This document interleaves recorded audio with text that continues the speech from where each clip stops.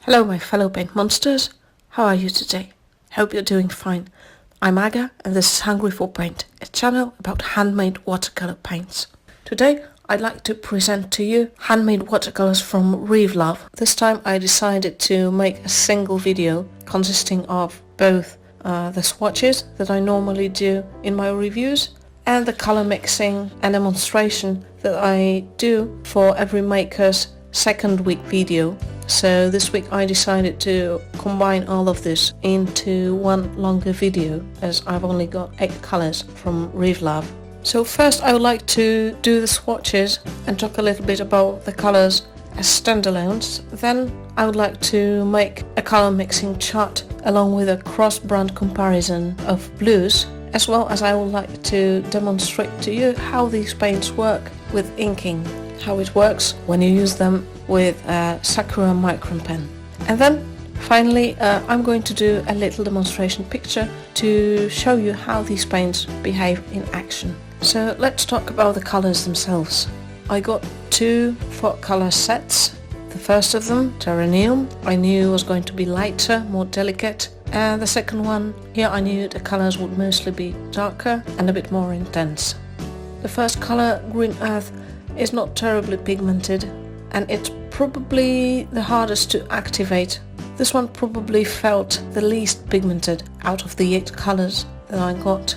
Some of the colors were pretty difficult to activate, like the Green Earth, Pipestone, Blue Gemstone to a degree, and Vivianite from the second set was probably the most difficult to re-wet out of the second 4 colors. But if you give them enough water and enough time, it's going to work eventually. I found that Green Earth and Pipestone were 2 colors that were pretty difficult to pick up with your paintbrush and to transfer to your mixing palette. As you can already see, some of these paints granulate very heavily. I'm going to be talking more about this later on in this video, and you'll be able to decide for yourself whether this is something you like or not. So Pipestone and Jarosite are very gritty. They're quite sand-like. They have a lot of particles, sort of like sand in them. Blue Gemstone is smoother, but it offers a strong texture. It reminds me a lot of Zircon Blue from Penholder Art. And this is the main reason why I decided to do a little color comparison, because I wanted to show you how this compares to Dan's Zircon Blue and to some other similar blues that I have in my collection, both handmade and mass manufactured. The buff titanium is a bit on the yellow side, a bit more yellow than most buff titaniums I've used so far, and I like this. I think it looks nice and it works for mixing. Now, Bleu de Fer, or Iron Blue, is an interesting color. I had to do some research because I was really interested what this is, and it turns out Iron Blue is actually another name for what we know as Prussian Blue, or Parisian Blue, or Chinese Blue. So basically this should be PB27. So I wanted to compare this to some other Prussian blues I have in my collection. I was quite surprised because these normally don't granulate too much, if at all, and I've definitely never encountered a Prussian blue that would have visible particles in it. So actually I wonder what this is in this paint. But I'm going to talk about it more in the comparison part of the video. And Vivianite is one of my favorite, if not the favorite, from these 2 palettes. It works nicely with layering and offers a very nice texture. It is gritty, in a way slightly similar to Pipestone and Jarosite. The particles are slightly less visible as the color is darker, but I feel that these particles are a bit more coarse. They're larger than in Pipestone and Jarosite. Bleu de Fer also has these particles and they can get quite big. I'm going to show you later. The size of the grain definitely varies and this surprised me quite a lot.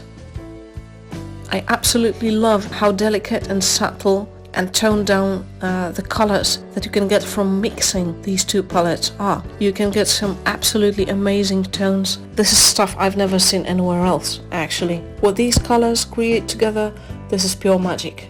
The mixtures of Blue Gemstone together with Pipestone, pipestone together with green earth, pretty much every single mix with bleu de fer or vivianite for that matter, blue gemstone together with jarosite. I could go on and on. I'm just going to give you a closer look at the chart at the end, but I love these, I really do.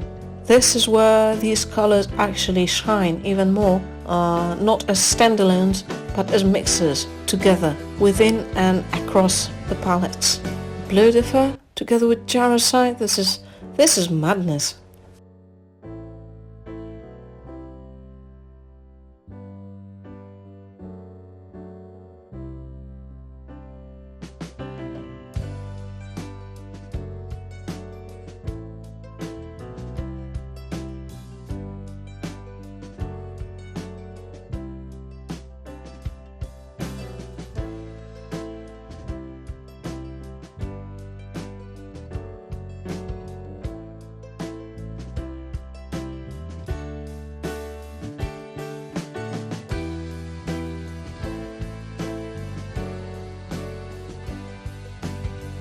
The first thing that strikes you when you open a package is the packaging, which is quite extraordinary as every palette is lovingly wrapped in a piece of cloth. This looks quite elegant. The tints are gold colored, which is also quite unusual comparing to the other makers. Overall, I found the experience of unboxing very aesthetically pleasing. The pans were topped up very generously.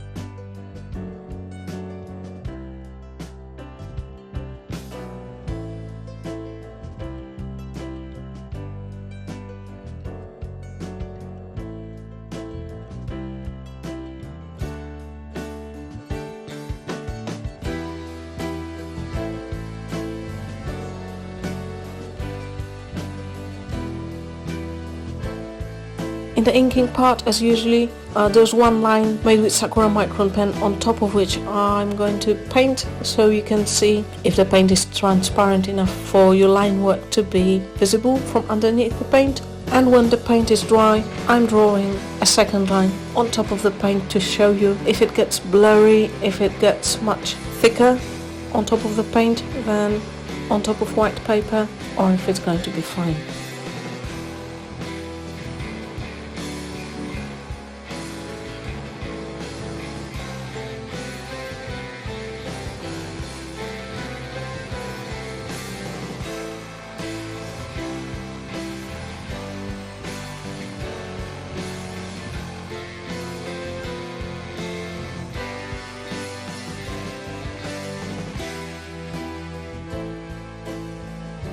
Now on to comparison.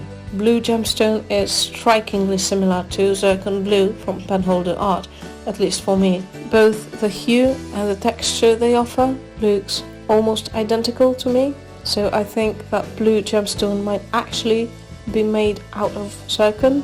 I've also added azure blue from Penholder Art, cerulean blue from Winsor & Newton, and manganese blue hue from Daniel Smith for comparison. And when I tried to do the same with bleu de fer, it turned out that this color is quite unique, and it definitely doesn't look like it's only PB27, at least not the PB27 that I know. As you can see, the Prussian blues from KJ Design by Karen, the Paris blue from MCM Arts, and the Prussian blue that I made myself using Prussian blue pigment from Kremer.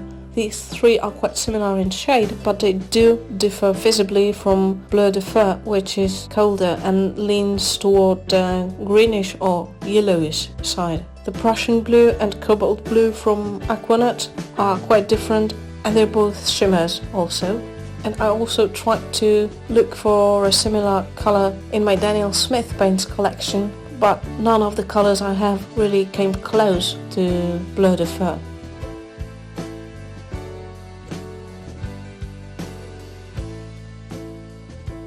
Some of the colors, especially the more gritty ones like Pipestone, Jarosite and Vivianite and Bleu de Fer, are not very pleasant to write on top of. They do feel sandy, and Sakura Microns definitely don't like that. Blue Gemstone is a bit more pleasant, but the lines get blurry. Probably the only colors that I could really recommend for doing your line work on top of them are the Hematite and the Buff Titanium. With the rest of the colors you should probably do your line work first and paint on top of it.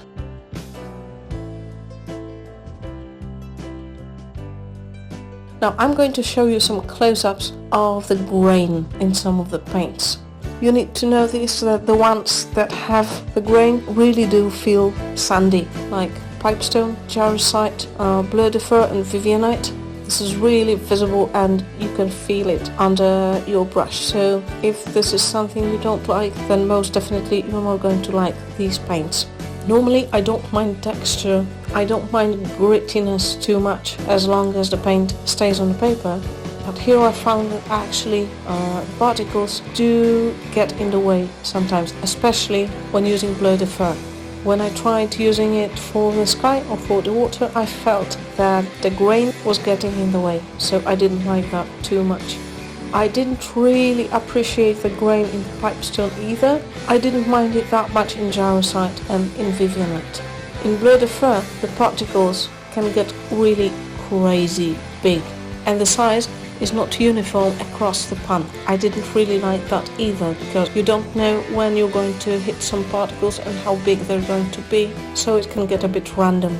And another thing I did not like about these paints that are gritty and have particles in them is that these particles do rub off the paper. The main body of the pigment stays, but the particles rub off quite easily. So if you're like working on a loose piece of paper, you're going to put it somewhere. When it's totally dry, if you put another piece of paper on top of it and then take it off, then it's going to take some particles with it. If you're working in a sketchbook, they're going to rub off. It's not going to really affect the main body of the pigment, but it's going to be visible where the particles were in the first place.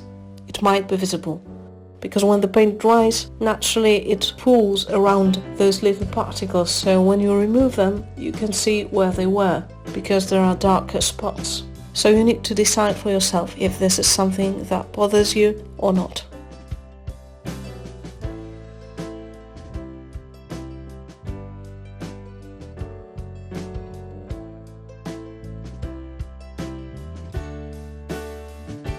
Moving on to the price and customer service. These are pretty expensive. A set of 6 halfpence costs around $85. The smaller 4-pan sets cost about $55 as far as I remember. So it's a bit pricey, and the shipping is expensive, at least to Europe. The paints ship from Canada, and I paid $25 for shipping of those 2 4 half-pan sets. And another thing is that the shipping, at least my package, was not tracked. I asked about the tracking number because the Polish post has been a bit unreliable these past few months, so having the tracking number would have made me feel a little bit more secure. So I asked about it, and I requested the tracking number 3 times and never got it. All I got were some evasive responses and assurances that the package is on its way and it's definitely going to safely reach me soon, but I didn't get any real information, so this was really annoying for me. I ended up looking up stuff on Canadian Post's website, so now I know that the price of the shipping was definitely fair, because what I was charged for shipping is exactly what the post charges. It's just the rates are high. But I would have really appreciated it if I was just told there was no tracking number, and I don't really understand the lack of transparency here. So yeah, there's that. And the packages come packed safely and beautifully, but there are no extras, no samples, just the palettes you order, which is fine, but I think it's good to know. So yeah, this is everything I have for you today. I hope you found this video useful. If you did, hit the like button, leave a small comment down below, and consider supporting Hungry for Paint on Ko-fi. Make sure to visit Hungry for Paint on Instagram on Wednesday for a sneak peek of our next maker, and there's going to be a text review of these paints on Hungry for Paint blog. I hope you're going to have a great rest of the day and see you next week. Bye bye!